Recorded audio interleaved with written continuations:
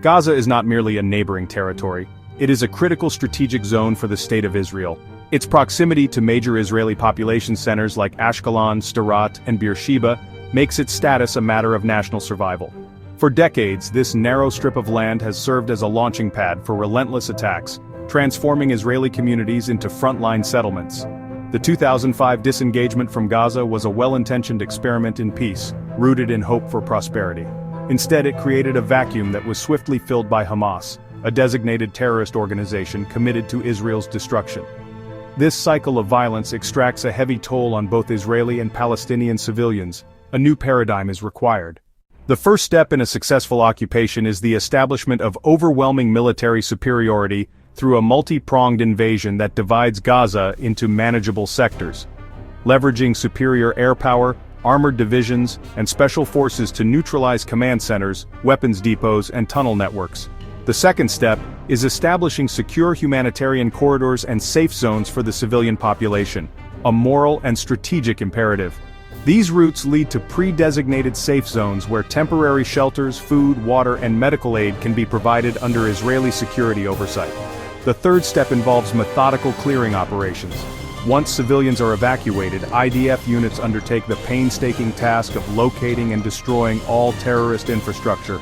This systematic approach ensures complete demilitarization, guaranteeing that not a single rocket, rifle, or tunnel entrance remains. The fourth step establishes a comprehensive security buffer zone along the entire border, a no-go area fortified with advanced surveillance technology. The fifth step implements a military administration to govern during transition, responsible for restoring utilities, managing aid distribution, and establishing vetted local police forces. The strategy for eliminating Hamas requires dismantling its entire organizational structure through precise intelligence-led operations targeting leadership, military wing, and funding sources. Removing the heads of the snake, the political and military leaders, will create confusion and paralysis, severely degrading their ability to mount resistance. Simultaneously, the vast network of tunnels serving as Hamas's military backbone must be systematically destroyed using advanced detection technologies and targeted demolition. Beyond physical destruction, long-term defeat requires cutting financial lifelines through global coordination to track assets and disrupt funding streams. The liberation of all 65 hostages requires a multifaceted strategy combining intelligence gathering, psychological pressure, and direct action through dedicated task forces. The message must be clear: there will be no deals, no prisoner exchanges, and no escape. The only path to survival is unconditional surrender and hostage release. When intelligence identifies specific locations, elite units like Sayeret Matkal and Shayatet 13 will execute high-risk rescue operations, reinforcing Israel's commitment to bring its people home.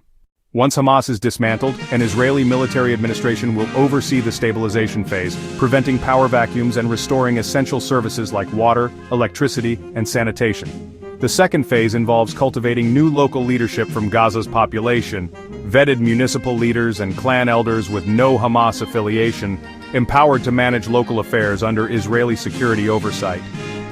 Economic reconstruction through industrial zones, revitalized agriculture, and integration with Israeli markets will create jobs and foster hope, making the population less susceptible to extremism. Long-term peace requires complete educational overhaul, ensuring schools promote values of peace, tolerance, and coexistence instead of hatred and martyrdom. The first reason for Israeli control is security, preventing Gaza from remaining a terror state. The second is rooted in millennia of Jewish history in Gaza, acknowledged even in the Quran. Ancient synagogues discovered in Gaza testified to continuous Jewish presence long before Islam, while biblical and Quranic texts acknowledge God's granting of the Holy Land to the children of Israel. Third, Israeli control offers the only realistic path to de-radicalization.